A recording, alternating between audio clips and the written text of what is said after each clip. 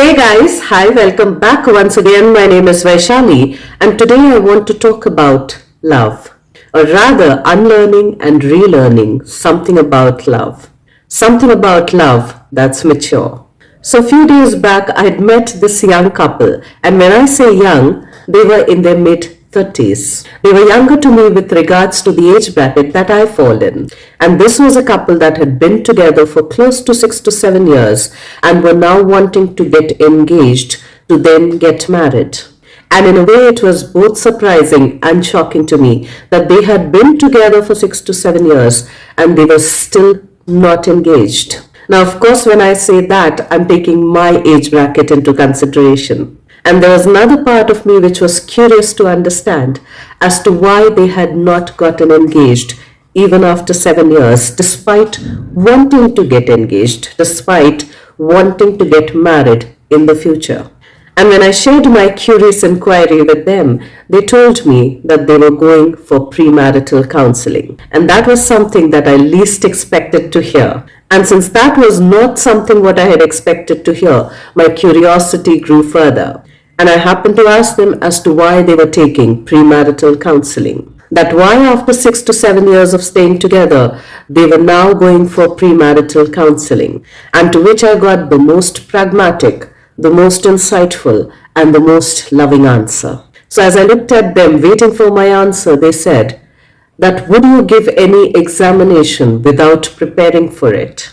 Would you dive into the swimming pool without knowing how to swim? Unless, of course, you wanted to drown. Would you drive your vehicle on the road without learning how to drive or without getting your driver's license, which would both be irresponsible?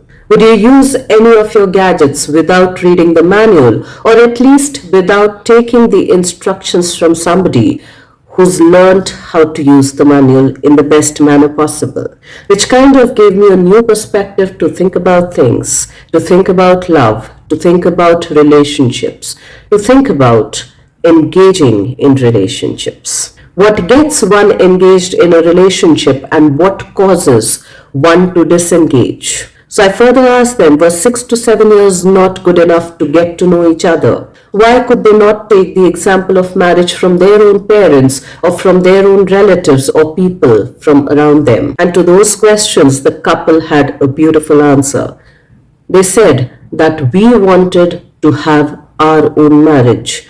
We wanted to have our own relationship, to understand and form our own dynamic, to understand and form our own dance, and not mimic or copy the dance that had been done by their parents or their relatives or the people that they were surrounded by. They even went on to put a question before me as to how many examples do we really see around us wherein relationships are very maturely navigated, wherein grown-ups are not behaving like kids, wherein either they are fighting, throwing tantrums, or refusing to talk to one another. How many relationships do actually know how to have hard conversations without blaming, shaming, or condemning somebody else? They even went on to tell me that premarital counseling is helping them understand and discover and uncover their own values. Values with regards to time, quality time or quantity time.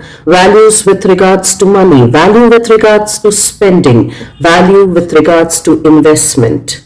And not just financial investment, but investment metaphorically as well. And the best part was when they said that it's easier to fall in love, but it's difficult to do the work that love requires. They also told me that through premarital counseling, they're learning what battles to fight and what battles to leave. That as a couple, we are a team together and not against each other, facing the challenge together. For me, it was beautiful to realize that there's this couple who's wanting to be prepared to walk into a relationship together and not just fall into it.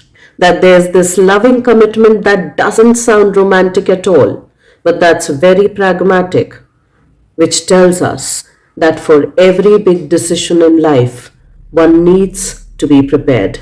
One needs to have an objective understanding of what they are walking into, of what they are willing to shoulder up. of what they are willing to be accountable and responsible for. That there's this very loving commitment to commit to the work, to realize their dreams, to share and build their dreams together and individually as well.